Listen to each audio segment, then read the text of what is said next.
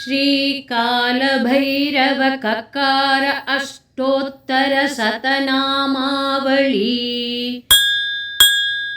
ह्रीं क्रीं हूं ह्रीं ॐ कालभैरव देवाय नमः। ॐ कालकालाय नमः। ॐ कालदण्डधृषे नमः।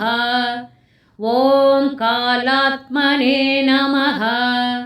ॐ काममन्त्रात्मने नमः। ॐ काशिकापुरनायकाय नमः। ॐ करुणावारिधये नमः। ॐ कान्तामिलिताय नमः। ॐ कालिकातनवे नमः। ॐ कालजाय नमः। ॐ कुक्कुरारूढाय नमः। ॐ कपालिने नमः। ॐ कालनेमिघ्ने नमः। ॐ कालकण्ठाय नमः। ॐ कटाक्षानुगृहीताखिलसेवकाय नमः। ॐ कपालकर्परोत्कृष्टभिक्षापात्रधराय नमः। ॐ कवये नमः। ॐ कल्पान्तदहनाकाराय नमः। ॐ कलानिधिकलाधराय नमः। ॐ कपालमालिकाभूषाय नमः। ॐ कालीकुलवरप्रदाय नमः। ॐ कालीकलावती दीक्षासंकारोपासनप्रियाय नमः। ॐ कालिका दक्षपार्श्वस्थाय नमः। ॐ कालीविद्यास्वरूपवते नमः। ॐ कालीकूर्चसमायुक्त भुवनाकूटभासुराय नमः। ॐ कालीध्यानजपासक्त हृदकारनिवासकाय नमः। ॐ कालिकावरिष्व्याधि प्रदानकल्पपादपाय नमः। ॐ कालयुग्रावासवप्राह्मी प्रमुखाचार्यनायकाय नमः। ॐ कङ्कालमालिकाधारिणे नमः। ॐ कमनीयजटाधराय नमः। ॐ कोणरेकाष्टपत्रस्थ प्रदेशबिन्दुपीठकाय नमः।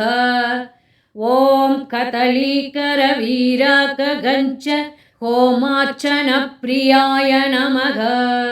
ॐ कूर्मपीठादिशक्तिशाय नमः। ॐ कलाकाष्ठादिपालकाय नमः। ॐ कटप्रुवे नमः। ॐ कामसञ्चारिणे नमः। ॐ कामारये नमः। ॐ कामरूपवते नमः। ॐ कण्ठादिसर्वचक्रस्थाय नमः। ॐ क्रियादिकोटिदीपकाय नमः। ॐ कर्णहीनोपवीताभाय नमः। ॐ कनकाचलदेहवते नमः। ॐ गन्धाराकारदहराकाश भासुरमूर्तिमते नमः। ॐ कपालमोचनानन्दाय नमः। ॐ कालराजाय नमः। ॐ क्रियाप्रदाय नमः। ॐ कालराजाय नमः। ॐ क्रियाप्रदाय नमः। ॐ करणाधिपतये नमः। ॐ कर्मकारकाय नमः। ॐ कर्तृनायकाय नमः।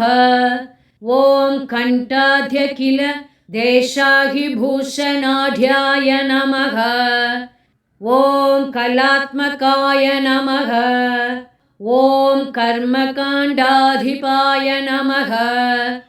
ॐ किल्पिषमोचिने नमः।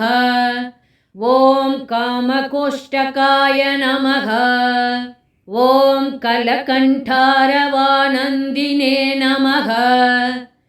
ॐ कर्मश्रद्धवरप्रदाय नमः।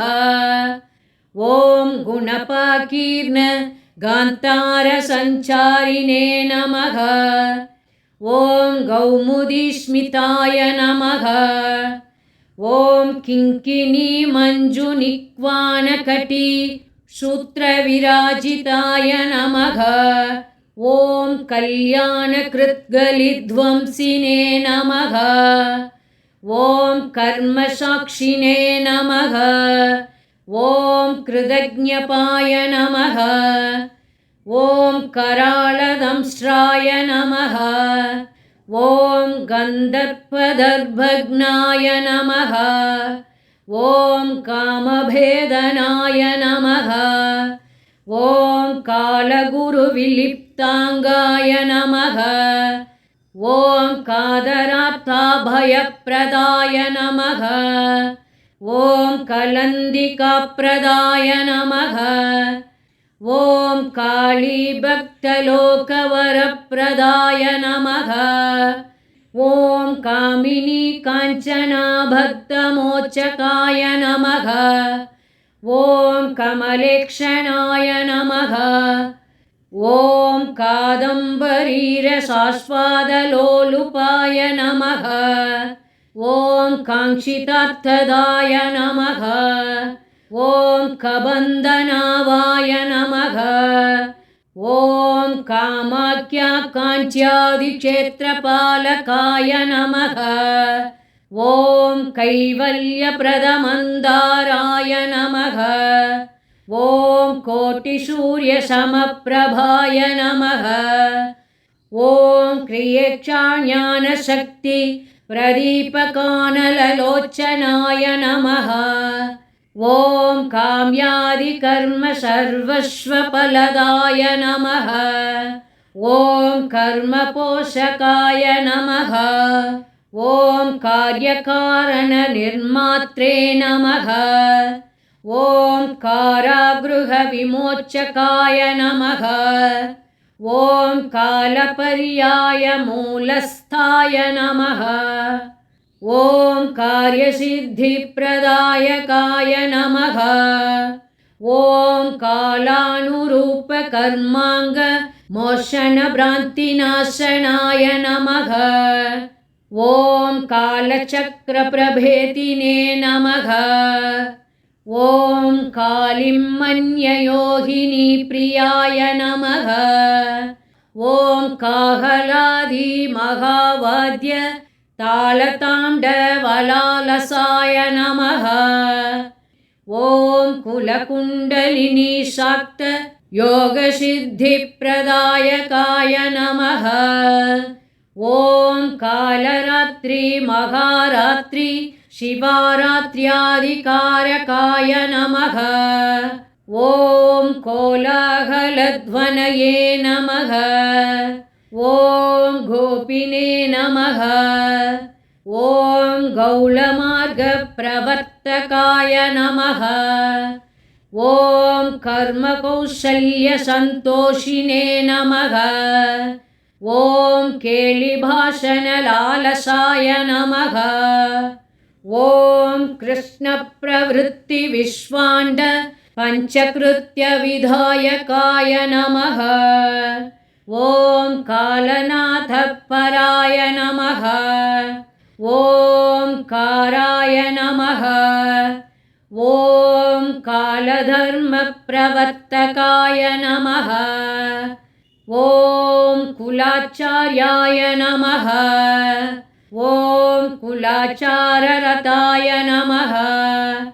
ॐ गुग्वष्टमीप्रियाय नमः। ॐ कर्मबन्धाखिलच्छेदिने नमः। ॐ गोष्ठस्थभैरवाघ्रण्ये नमः। ॐ कठोरौजस्य भीष्माज्ञापालकिङ्करसेविताय नमः।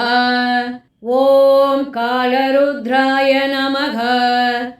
ॐ कालवेलाहोरांसमूर्तिमते नमः। ॐ कराय नमः। इति श्रीकालभैरवककार अष्टोत्तरशतनामावली।